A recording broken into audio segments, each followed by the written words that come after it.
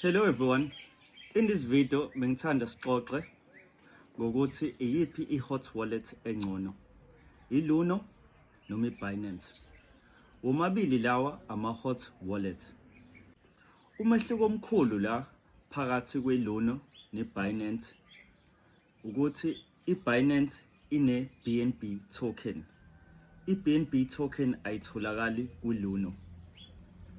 uLuno unama-token amancane compared kwama-token atholakala kwiBinance. uLuno noma uBinance. Akubalulekile ukuthi yiphi i-hot wallet oyikhethayo. Ngokwami mina ngithi uwakhethe womabili.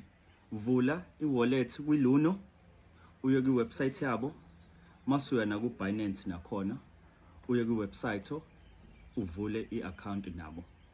Udeposit kuLuno, udeposit na kuBinance. And from lapho usuzobona ukuthi iyiphi oyithandayo. Masu ready ukuthenga ama-Bitcoin, unga-commenta below, ngizoku-inboxa ngelink yaka-Binance noma ilink yaka-Luno. Ungakhohlwa vula ama-account endaweni zombili. Ngiyabonga.